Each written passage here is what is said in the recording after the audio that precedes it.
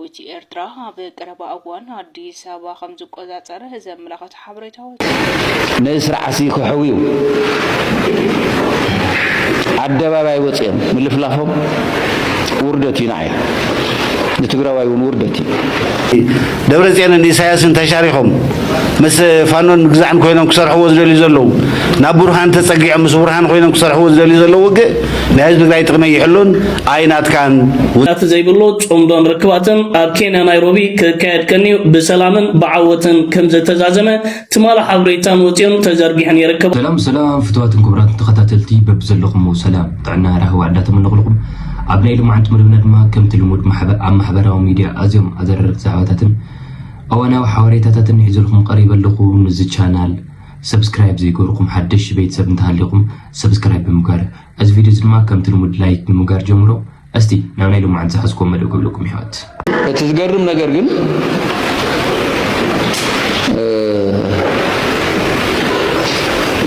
ማለት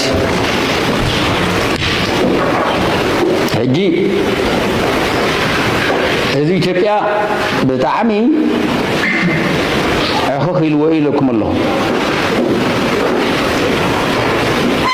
ህዝቢ ትግራይ ደሞ ካብ መጀመሪኡ ከምቲ ካሊእ ህዝቢ ተይተታለለ እዩ ተወዲቡ ተዓቲቑ ተቃዲስዎ ፈሊጥዎ። እቲ ዝገርም ነገር ግን እቶም ካልኦት ህዝብታት ኣኸኽ ኣብ ዝበልሉ ግዜ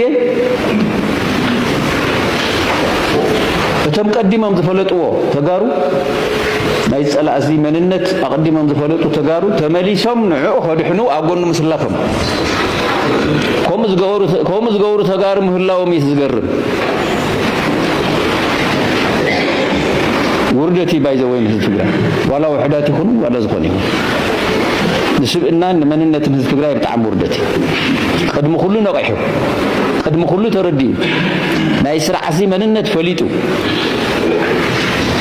ኩሉ ህዝቢ ትግራይ ኩሉ ህዝቢ ኢትዮጵያ ተጋጊኻ እናበሎ ኣብ ጎኒ ስርዓሲ ተሰሊፉ ንምጥፋእ ኩሉ ህዝቢ ኢትዮጵያ ኣብ ዝተሰለፈሉ ግዜ ኣነ ይተጋገኹን ኢሉ አንጻር ስርዓት ዝመከተ ህዝቢ ሕጂ ተመሊሱ ህዝቢ ኢትዮጵያ ፈሊጡ ኣኸኽ ኢሉ አንጻሩ ኣብ ዝለዓለሉ ግዜ ተመሊሶም ዝተወሰኑ ተጋሩ ኣብ እግሩ ኮይኖም ነዚ ስርዓት ከድሕኑ ላዕልን ታሕትን መዋሎም ብጣዕሚ ዝገርም እዩ ዝገርም እዩ። ባይዘወይ መሕፈሪ እዩ በብግልና እውን መሕፈሪ እዩ ተጋሩ ስለ ዝኾንና ከምዚ ዓይነት ተጋሩ ምርኣይ ተሓፍር ኢኻ።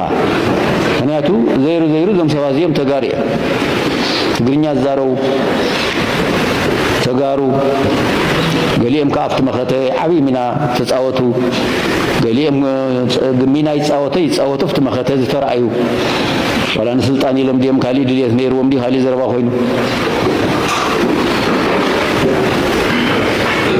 ኣብ ኢትዮጵያ ምምራሕ ይኹን ኢትዮጵያ ተጋሩ ወኪሎም ኣብ ዝለዓለ ዓለም አቀፋውን ይኹን ሃገራዊ ኣፍልጦ ዝረኸቡ ሰባት ናብ ከምዚ ዓይነት ነገር ወሪዶም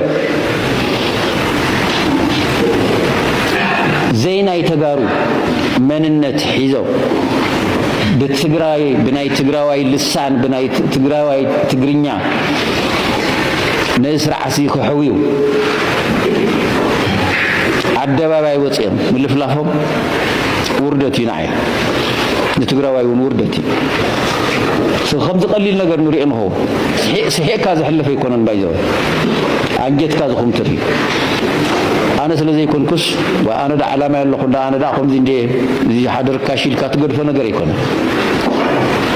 ከም ትግራዋይ ይሕመካ እዩ ካብ ትግራዋይ ከምዚ ዓይነት ፍጥረት ምፍጣሩ እሪ ዝጎደእካ ክትርእሲ ኣብዚ ግዜ እዚ ከምኡ ክትርእስ ኣብቲ ዝሓለፈ ኩሉ ህዝቢ ኢትዮጵያ ናተይ ስርዓት ኣብ ዝብለሉ ግዜ እኳ ተደናጊሮም ከም ሃገሮም ከም ከምቲ ህዝቢ ኢትዮጵያ ዝተደናገሮ ተደናጊሮም ኢልካ ክትሓስብ ትኽእል። ኣብዚ ግዜ እዚ ኮነ ኢሎም ተደናጊሮም ካ ይኮን ኮነ ኢሎም ግላውን ብሕታውን ድሌቶም ኣቐዲሞም ህዝቢ ትግራይ ዋጋ ዓዳጋ ኣውሪዶም ጅቦኦም ክመልኡ ህይወቶም ከም ማዕራሪ ዝሓስቡ መራሕቲ ናይ ብሓቂ كم تجارو زحزني أبز جزيزي هم تزوركم مجمرة تزخون خم هاجرم تدناجرم تفعله عويتي إرترا بقرب أبوان هدي سبا خمس قزات سره زملاقة حبرته وتقام قبل تقنا زمت حوي كابولديات بقيسة هدي سبا معلبي أجرنا لنا زبالة سرعة قدف يناتي كاب دنبنا أرحقنا يبله اللوم بزوج عناية المي نخد لنا صمد فترنا دمام تي أسلالفا كمز غيرو ذهب سرعة قدف قدمي جنبارك تخون بمسرح نيرترا أن نزازرو زنبر حدقم أنفتو خمز تأمززو يكالي حزلهم أبعدي سبا حدشان 350 كيلومتر رحقة تغميتو ودي سبام أبقرب أوان كأتية تتأبين زبل زلو أو تسرعات تتأبين زبل ملختي باتهم أفنياتاتو بلفلت اللهم تمدو زبل حبرا وتمرت بمفتار 4 كيلو كناتين زبل زلو حايل حوحات هكدفن نتسرعات بلتقنا بموقاد حد سرعات كتكل يزبل قالتي هزقبر زلون تخون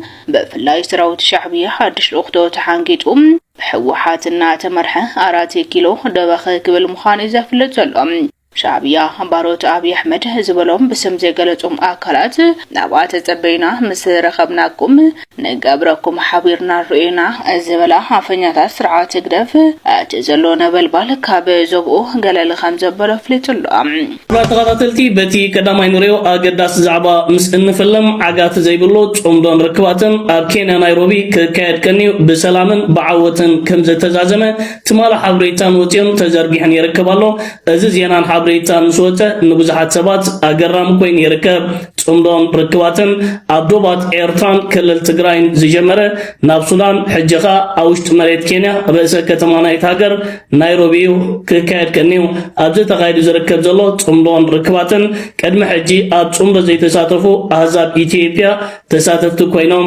يركب لو عقاتي زي بلو عمدو درو مريت كينيا أتي يركب باچا دبله أب كينيا بمخان كأجر غريغنيو باچا دبله أمباسادر نايتيوبيا أب كينيا بمخان الناصر حزركب زلايو نسبي بيسي قانقا أمحارينيا بمغرب نلالاونت إيرترا كجهزن نغاريت كينات كهرم يغنيو باچا دبله ويدا تغمو زي تردانا يوكي نمبر أول سعيد أوش تغز خوينو صمدون ركواتن كايد سلازغنايو باچا دبله نبسو نجيرو كتاراعن كأجر غرين كنيو ماني فلت زغتل صمدون ركواتن أب 4 كيلون كتم أديس أبان يكاد خوان كم بعل باچا دبله زامسلو عودات سلطان نايسرعات بلصقنا صمدون ركواتن كنزبل كنز عين الزيناتات مسوته زعزون زجبطون طفيوم يركب صمدو كنزلاتات غتل كبرات غتلتي فانكل ايري ميديا نزب باچا دبله ككادز غني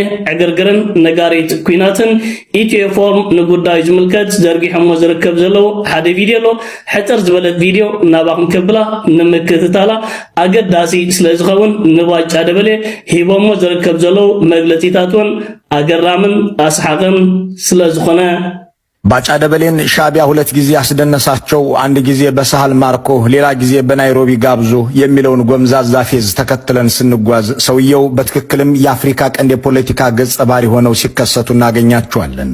በእርግጥም ባጫ ውጥንቅጥ በበዛበት መውጣት መውረድ መክዳት መከዳት በሰለጠነበት መርህለሽነት በነገሰበት ለቃል አለመታመን ባየለበት የእርስ በርስ ጦርነት ባልተቋረጠበት የአፍሪካ ቀንድ ፖለቲካ ውስጥ አንድ ረጅም ታሪክ ቢጻፍ ባጫ ደበሌ በሁሉም መልክ መቀረ የሚችል ሁለገብ ገጸ ባህሪ ሆነው ይከሰታሉ።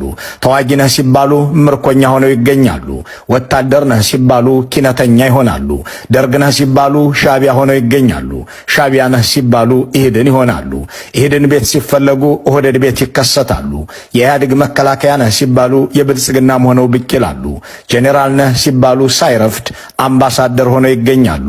ይህ 5 አስርታትን የተጠጋው የባጫ ህይወት በጥቂት አረፍተ ነገሮች ሲገለጽ ነው። ባጫ ኤርትራ ሆይ እንኳን ተገነጠልሽ ብለው ኢትዮጵያን በሚያወግዙ የታጋይ ዘፈኖች ታጅበው ከፍ ዝቅ ብለው ሲጨፍሩ እንዳልነበር ሰሞኑን ደግሞ ኤርትራ የተገነጠለችው በህግ አይደለም እናጠፋታለን እያሉ ብቅ ብለዋል። እነሱም ህጋዊ በሆነ መንገድ አይደለም የሄዱት።